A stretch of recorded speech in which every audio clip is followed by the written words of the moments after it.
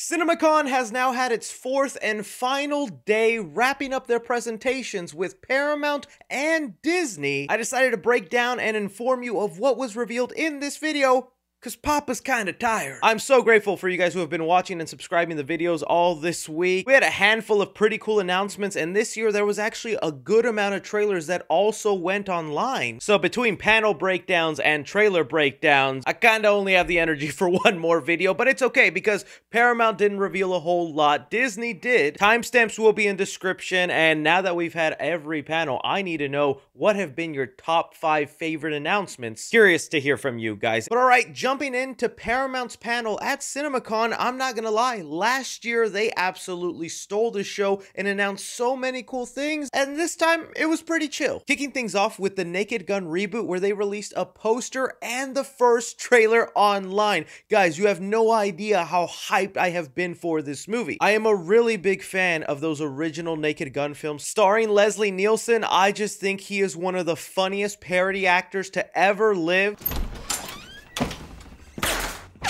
How did you do that? It's easier than it looks.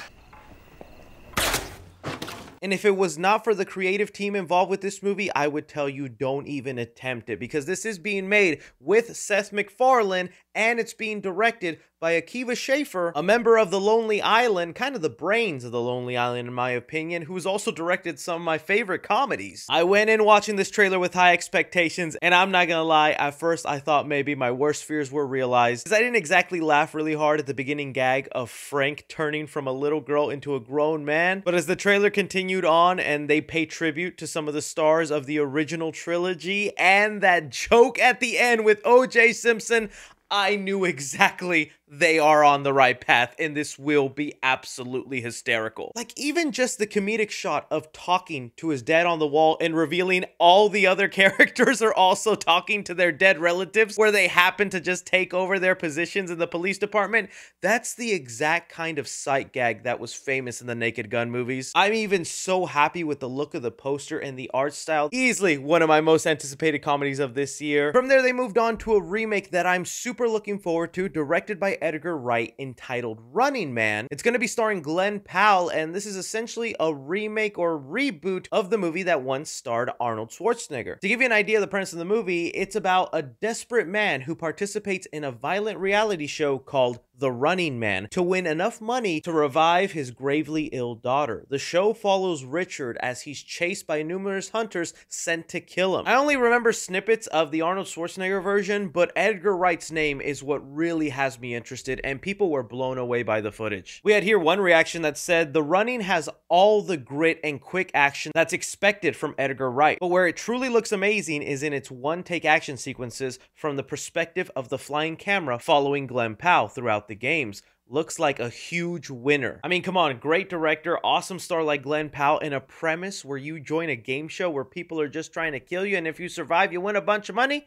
Why wouldn't you watch that? That's then where Paramount moved on to talk about their animation department, and they just quickly offhand mentioned a couple of movies they have in the works, like a new Paw Patrol movie called Paw Patrol the Dino Movie. They also just reiterated that they still have Teenage Mutant Ninja Turtles Mutant Mayhem the sequel in the works, and that'll be coming sometime in the future. And everyone's favorite, most anticipated movie, they reminded audiences that the Smurf movie is still coming your way, and you must buy a ticket. That is the law now. But the things they really wanted to focus on when talking about their upcoming animated movies is, one, their upcoming Avatar: The Last Airbender movie that will be going theatrical. They confirmed the official title of the movie is going to be called The Legend of Aang: The Last Airbender. It's going to follow a lot of the original gang in their late 20s, early 30s, doing a very important mission. I wish I was more knowledgeable in the Avatar: The Last Airbender franchise, but that's just one I never got fully into. I know, I'm sorry. Then from there, they talked about their upcoming SpongeBob SquarePants movie entitled SpongeBob: The Search for SquarePants. A little description of the movie says, "The movie is described as a coming-of-age adventure where SpongeBob wants to be a big guy. He then encounters a pirate ghost, the Flying Dutchman, voiced by Mark Hamill." I remember the Flying Dutchman character ended up being in some of my favorite episodes, especially the one where they had to go through the perfume department, or they were backing up the ship. I still quote that whenever I back up my car. Take us behind those rocks. Done! You're good! You're good! Don't worry, Cap, and we'll buff out those scratches. The only thing that does make me sad as an OG fan is that Mark Hamill as the voice, nothing against him, but the pirate ghost, the Flying Dutchman, had a very iconic voice. I don't know why they felt the need to change that other than to add a big star to the movie. But hopefully it makes a bigger splash than the last SpongeBob SquarePants movie, because that movie just kind of came and went. It suffered a bad release because it was during the pandemic, and I just feel like nobody talks about that movie. It feels like it didn't even exist. From there was just kind of a bunch of smaller movies and things we have heard, just going through them kind of quickly. There's going to be a movie starring Channing Tatum called Roofman. This is a real life story about a guy who was robbing McDonald's, went to prison, escaped, and then hid inside a Toys R Us. I remember seeing YouTube videos about this guy, and I kind of am really interested to see this movie. They had Tom Cruise there, and they were again promoting Mission Impossible: The Final Reckoning by showing off one of the crazy stunts in the movie. Already insanely hyped for this. You don't need to convince me anymore, Cinemacon, but thank you. And for anyone hoping for a Sonic 4 update, no, they just mentioned that the movie is happening, but that's it. Even people also looking forward for a Scream 7 update, since that's with Paramount,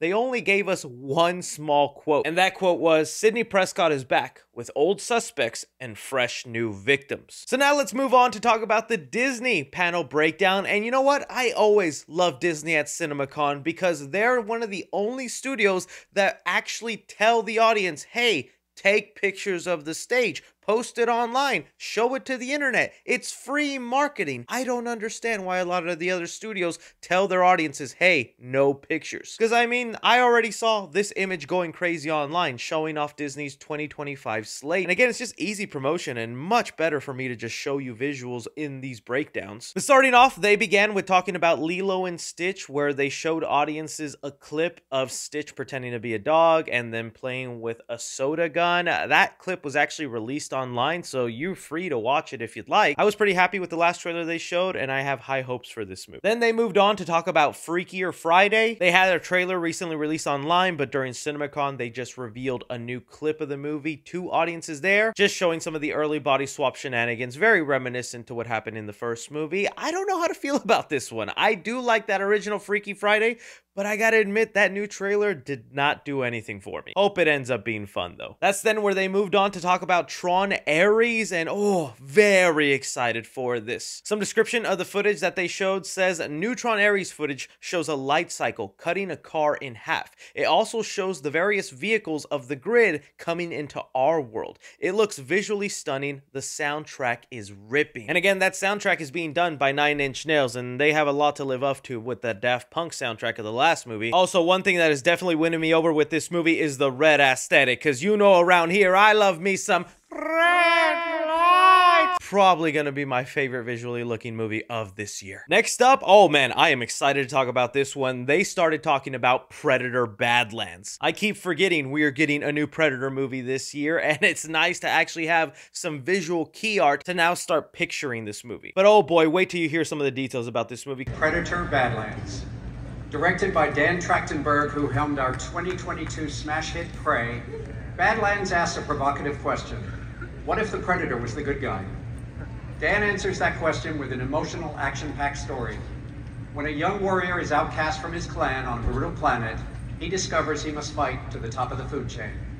But he's not alone on this journey. I saw a lot of people mention that it looks like this Predator movie is set on a different planet, and it might not exactly be our Earth, and it's about dang time. These guys go planets to planet hunting down people. We don't always need to see them hunting people on Earth. Show me some crazy alien nonsense, and I think they're doing everything right with this movie. I can't wait to watch it. From there, we finally moved on to the Marvel panel side of things, where they began with Thunderbolts. They had a lot of the cast members on stage hyping up the movie, and it looks like they did release the featurette online for you to watch. This is another situation where they've already sold me on this movie. I'm very much looking forward to it. I just hope it's one of the better recent Marvel movies. Next up, they talked about Fantastic Four and Avengers Doomsday. Now, I'm going to read you the description of the footage, but there's a lot of rumors going around amongst fans that maybe tomorrow they'll release this online, because tomorrow would be April 4th. That is 4/4. So we'll see on that. But reading to you the description, it says here, the footage opens with our titular superhero group being brought out to a talk show. It is established that the Fantastic Four have been around for a good while in this alternate universe of the MCU and are beloved by their society. Sue Storm and Reed Richards arrive late to dinner with Johnny and Ben Grimm, but to make it up, she announces that she is pregnant. Johnny congratulates the couple, saying Sue will make a great mom and joking that Reed has some work to do. Things seem to be going well in the dimension until the Silver Surfer, played by Julia Gardner, comes to Earth and warns the Fantastic Four that their world has been marked for imminent destruction. The shadow of Galactus is shown looming over New York, and the Silver Surfer tells our heroes they are in a race against time to save Earth from destruction. A civilian asks Reed Richards if they are going to be okay, to which he answers, "I don't know." We see him consumed by his research, burdened by their heroic responsibilities. Sue and Reed make a promise for the future of their children, and we are shown Reed giving a speech telling the public that the Fantastic Four will protect them. The trailer ends with a shot of Silver Surfer riding on the iconic board away from the burning flames of an explosion. Ooh, that sounds like some good footage, man. It's really great that they confirmed Sue Storm is pregnant. People have pretty much known that, but it had yet to be confirmed. So Franklin Richards coming somewhere down the line. People also described the female Silver Surfer looking almost identical to this image from the comics. People were very pleased with her design. It sounds like she's playing her role perfectly of just being the announcer that, hey, Galactus is coming and you guys better be prepared. Very excited by that footage, and I'm still wondering, they gonna end that movie with their universe destroyed and those Fantastic Four having to hop to the MCU? Seems like it. As far as updates go, Kevin Feige just mentioned some quick off things about Avengers Doomsday. He does confirm that the cast is still being filled and the chairs we saw are not the full cast. He also says that Avengers Doomsday will focus on the Avengers, Wakandans, Fantastic Four, Thunderbolts, and original X-Men, all fighting Doctor Doom. That is for sure an interesting lineup, but also that he said it's the original X-Men. We were wondering what version of these upcoming X-Men are going to be part of Avengers Doomsday. Looks like it's going to be the ones we originally grew up with, and they'll be included in the movie. I'm happy with that. Then they moved on to 2 more animation projects and then Avatar Fire and Ash. Starting off with the animated projects, they did talk a little bit about Elio and show off a clip from the movie. I feel like not a lot of people are excited for this film, but I think it's more just because it's an original property and some people just don't know what to expect from it. But I've had this happen over and over with Pixar. A lot of their original movies almost never win me over with their trailer, but when I actually watch the movie, it is great, and I'm thinking that's what's going to happen here. When it comes to Zootopia 2, they did have Ke Kwan on stage talking about his character, the snake. Nick and Judy Hopps are hunting him down because he's involved in some crime, where we'll actually learn that reptiles are banned from Zootopia because they have a bad history in the city. I guess that's kind of cute. I did really like the first Zootopia, so I am looking forward to Zootopia 2. Ending off their big panel talking about Avatar Fire and Ash. Fire and Ash expands the beautiful world of Pandora